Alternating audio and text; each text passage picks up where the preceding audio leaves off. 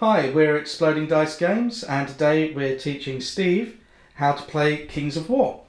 Andy's played it quite a lot, I've played it once, and Steve has not played it at all. Yep, this is my first game of Kings of War, so they're basically going to teach me by throwing me face first into the bonfire, so we'll see how well this Only way to learn. Only way to learn. Yeah. So, Andy, would you like to walk us through your army, as you know what it does? Okay, I've brought my Elven Young Kingdom with me today. I've got. Let's start with the big boy. Riding the Killer Pigeon, I've got my Lord, it's Draken Rider Lord. Just got simple guy, crushing strength, fly, elite, the general elfy things. I've got one unit of not Palace Guard. These are the Theron Sea Guard, spears and bows. So nice mix of options. Got a wizard who has Bane Chance, Heal, and Inspiring. Some Palace Guard. Now they're just standard Palace Guard as you get from the book. One regiment of those. Some Stormwind Cavalry. Some nice heavy cavalry. Not really used them before, so I'm interested to see how they perform. I've given them the brew of strength, so that even when disordered, they've still got a little bit of extra punch. My battle standard bearer. He's on a horse, just to get him around the field a bit quicker. And another unit of Theron Sea Guard up on the hill here. Excellent. And the Theron Sea Guard have bows, don't they? Yep. Excellent. So, Steve, what do you think your army does? So just to clarify, I normally play 40k, so this is very much outside of my comfort zone here. But I'm going to cheat and use the paper actually. Good, I'll print it off for a reason. Yeah, exactly. So Andy has very kindly put together a 1,000 points Kingdoms of Men army for me to use today. So we have, let's see, Shield Wall and Shield Wall. So No. these three units here. No? Wrong. Did I do that wrong? Yes. How does this work? Right, you've got 3 troops of spear phalanx. Oh, right, okay, yep. Very important because of the phalanx rule, they also counter my cavalry. Okay, yep. Behind them and these guys, you've got a horde of shield wall. So yeah, these are the Shield Wall, Yep. these are the Spear Phalanx. Yep. Okay. This is my general. Mm-hmm. He has a diadem of dragonkind, so I've been told that that's a breath attack of some description. Yep. We have a Beast of War. I'm not sure if has that been upgraded or if No upgrades, it's No, fine. it's I didn't want just to a confuse thing. you with giving it a scorpion on top as well. Yeah. But Okay. it is just a war elephant. It's just It's a war elephant, Pretty basically. snacky war elephant, I must admit. Yep. Is that elephant going to elephant? Yep. And then I have a wizard here, just helping these guys out. And he has Bane Chance, Heal, and Inspiring Talisman. Yep.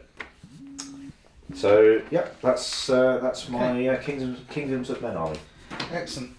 Well, we'll take first turns and get back to you. Oh, and just to clarify as well, Andy won the roll-off for deployment, so I guess you're going first, or do we roll for that? We do roll for that. Ah, okay. So, Right, so let's get this on camera then. Yep. So, here we go. Oh. Go again. Roll again.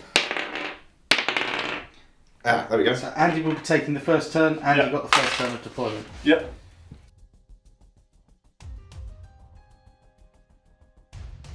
So that's the end of Elves, turn 1.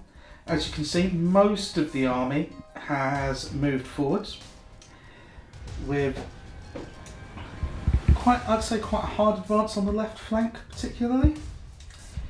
That unit of, is it Sea Guard, Andy? Yeah, they're Theron Sea Guard. Yeah, they got buffed by my War Wizard, gaining piercing during the magic phase, and so I took a pot shot at that unit of spear phalanx at the front, hoping to take out some of his screen before concentrating on the horde behind it. Unfortunately, they're tough buggers and I only got a total of 8 on their nerve check, so they're staying. Yeah, other things we should have pointed out at the start. This group over here, next to the musician, the large horde, has Chant of Hate, so they re-roll damage. And the larger horde at the back here are elite, because they are blessed by the gods. Mm-hmm. We should also have said that we are doing a pure kill points mission just to introduce the mechanics of the game. So, after a rather uneventful first turn, which I think it's fair to say is standard for Kings of War. Yeah, first 2 turns, it's more about positioning and learning, sizing up your enemy, and then getting into the nitty-gritty of breaking them. It's time for the Kingdoms of Men to see if they can do any better. Okay. With a lack of ranged weapons, Probably we shall not. see. Well, sooner or later we'll break some elves. That's what makes us happy. Lies. Alright, we'll see how that goes.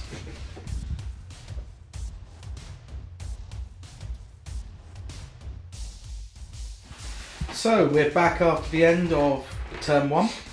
The Kingdoms of Men advanced with some pretty canny manoeuvring here in order to ensure that the Pigeon Rider can't get in on the general.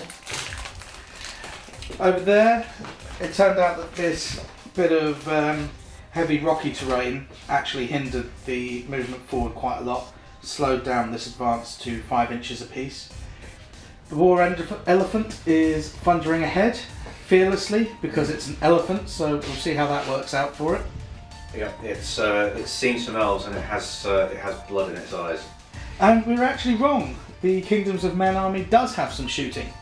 The general here breathed horrific amounts of fire into the face of the Pigeon Lord, who took a single wound and did not care.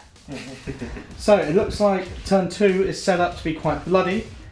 I think the elves are going to get some good charges off, but we'll see how it goes.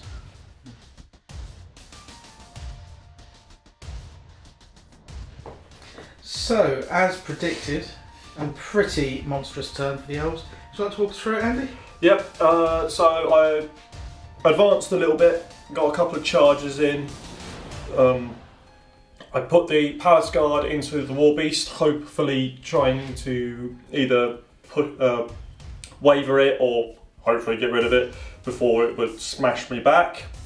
And I put the Sea Guard into one of his screening units here, in hopefully the same effect.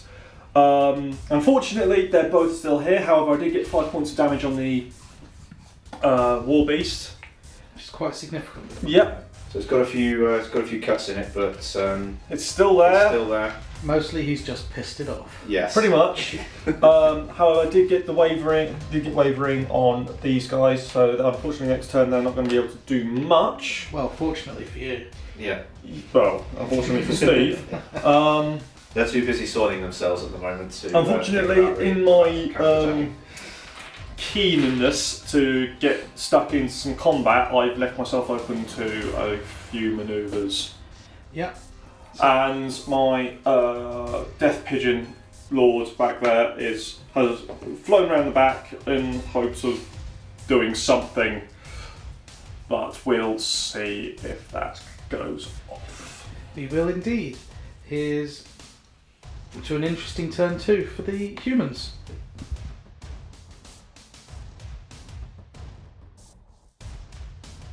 Steve, how did you feel that went? Yeah, it went pretty well. We'll start from this side.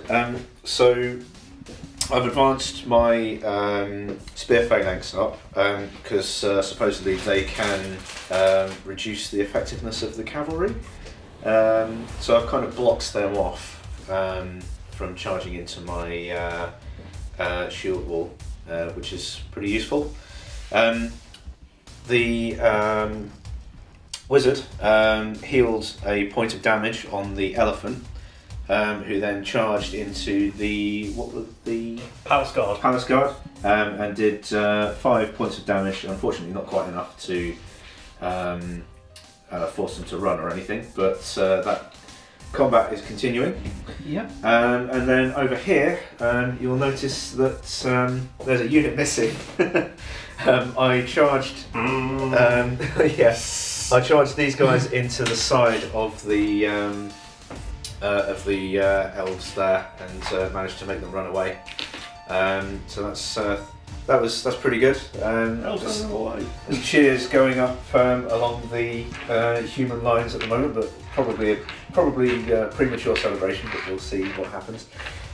These guys here have spun around in order to hopefully maybe face that thing if it decides to turn around and hit them in the back. And the general lobbed another fireball at him and caused another 2 points of damage, I think it was. Yeah. Again, not enough to do anything, but hey, it all stacks up. Excellent. So let's see if the elves can start to recover after a pretty painful turn 2.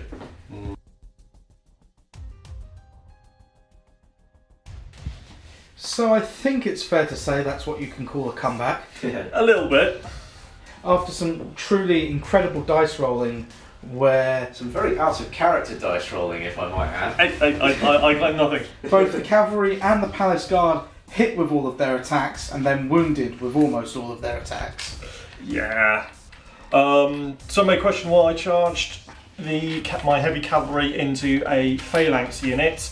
I needed to get rid of them, essentially, and I put the brew of strength on my cavalry so they would still have a little bit of punch, even if they lost their thunderous charge. The Bane chant helped as well. The Bane chant helped as well with giving them crushing strength 2. So I only needed 2s to damage the unit, and getting them up to 9 points of damage kind of sealed their fate, really. Yeah. They were pretty much trampled into the dirt. The unexpected one was how well the Palace Guard did with hitting all of their attacks and wounding on most of them without... All 12 attacks. It took the War Elephant from 4 wounds all the way up to 14 wounds by the time everything had been calculated. Yeah, and then it just sort of ran away or was hacked to pieces. So in my regroups, I moved the Palace Guard forward a bit and brought the cavalry back just to hopefully give me some space. But that's the end of turn 3 Elves. Yeah. We did mention that this was going to be very much a case of throwing me into the fire face first at the beginning of the game, didn't we? To be honest, your manoeuvres are actually quite good. I have taken down 2 units, but I'm not in a winning position. Well, we'll see how it goes. Okay, so at the start of humans, all the way over here, turn 3. Yep.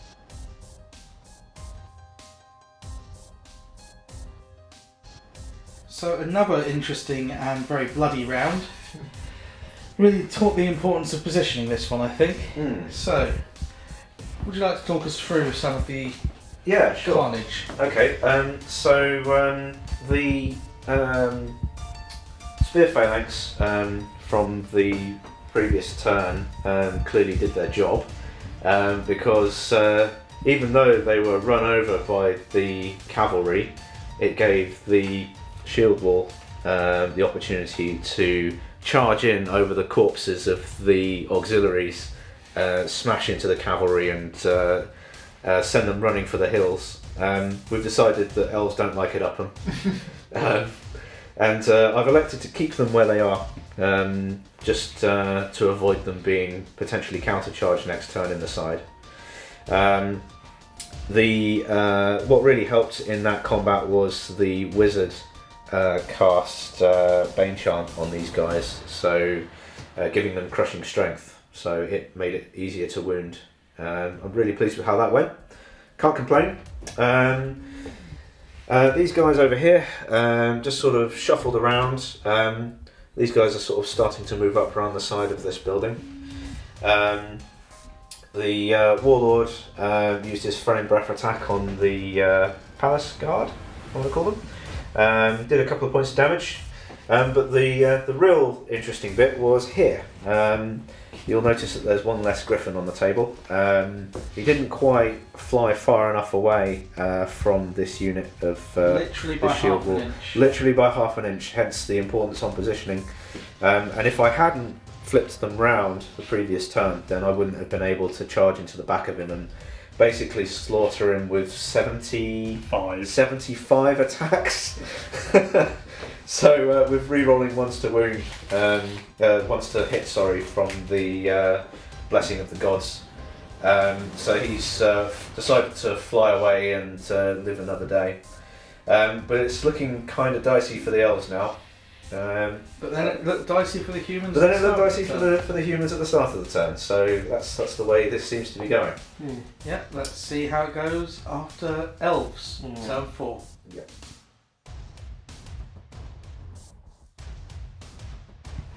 Okay, so the Elves took stock of their situation and have decided that a fighting retreat is probably in order. Would you like to talk us through it, Andy?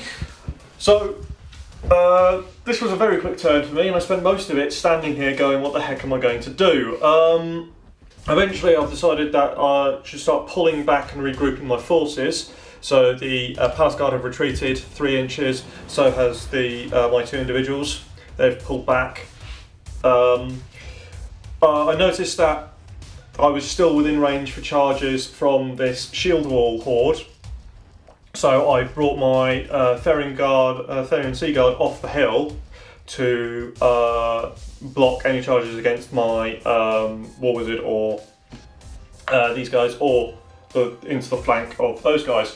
It's just going to make it a little bit easier. I don't know whether they're going to hold, but that's what Steve will show me in the next turn, I suppose.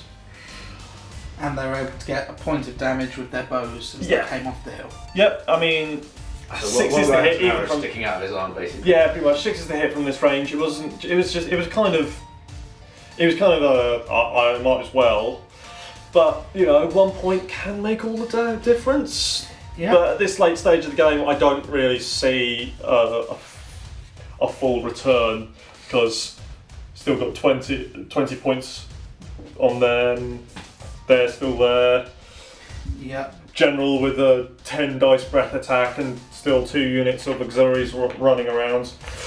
It's a bit dicey. Alright, let's see if the humans can seal the deal in their turn 4.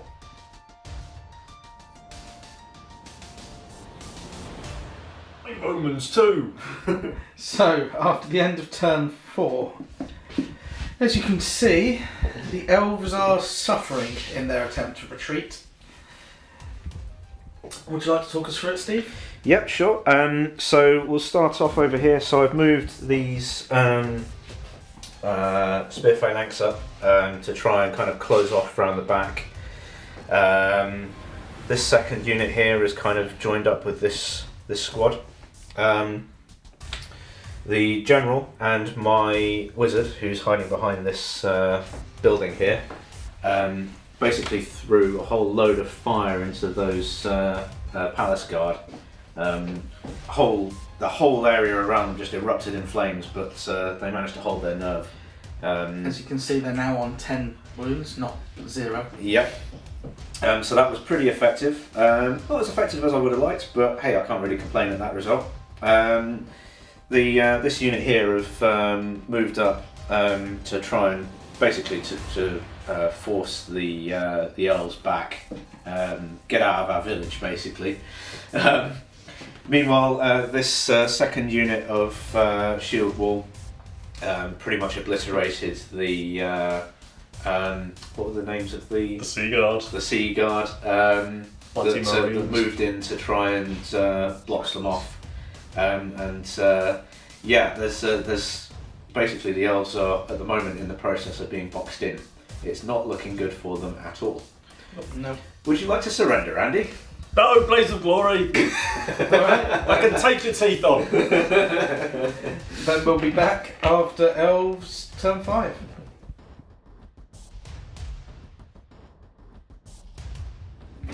So the promised Blaze of Glory here. Yep.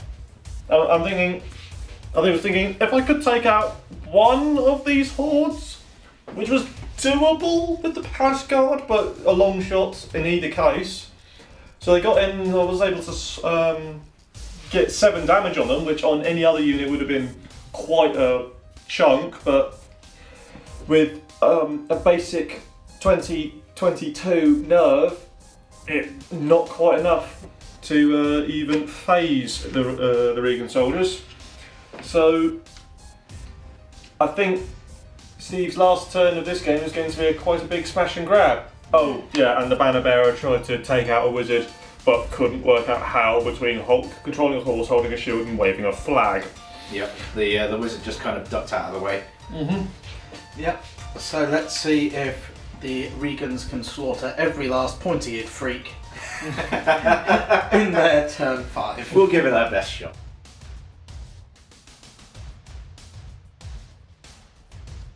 So just to demonstrate how this looks before everything starts happening, the Elves' glorious last stand. I think the centrepiece has to be the general against the wizard there.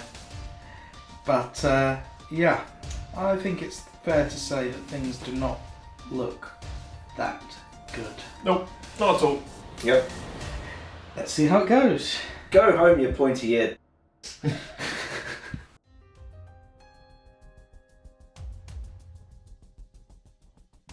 So to be honest, less of a massacre than I expected. End of turn 5, the Elves have 2 living beings on the board, and I think we can call that a fairly decisive win for the Rigerian shield wall. Yep.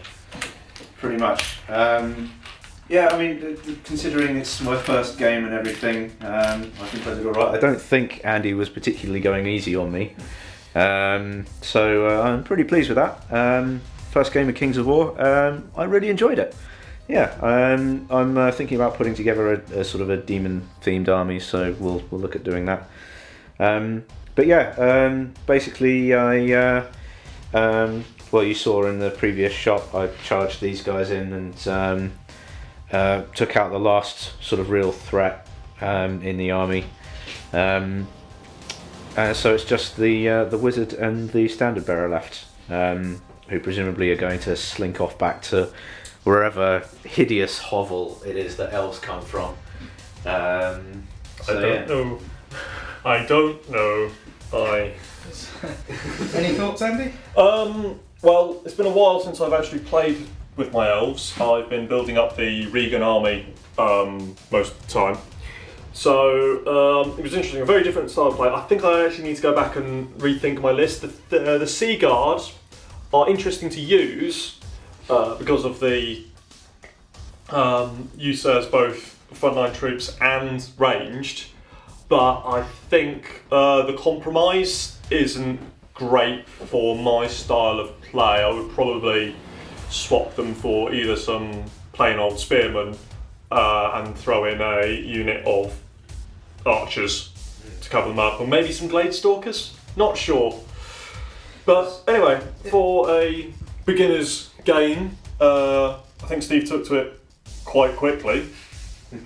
It felt to me, I don't know, but it felt to me like you had to commit too much of your army to killing the beast at the beginning of the game, and then everything else was able to just swing in afterwards.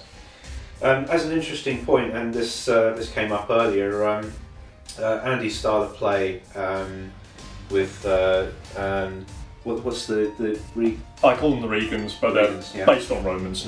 Andy's style of play, as he described to me, was to have a unit of shield wall flanked by 2 units of spears. But I went a slightly different route. I actually had the spears screening the shield wall, so the spears took the brunt of the attack, and then the shield wall charged in to seal the deal afterwards. And that seemed to work pretty well for me. Yep, so that was an interesting difference in what would otherwise be a very similar list, I think. Yeah. And I think we've learned a lot about Kings of War. We certainly have. I've learned that I've enjoyed it, so yeah, good stuff. Yep, watch this space. Yeah.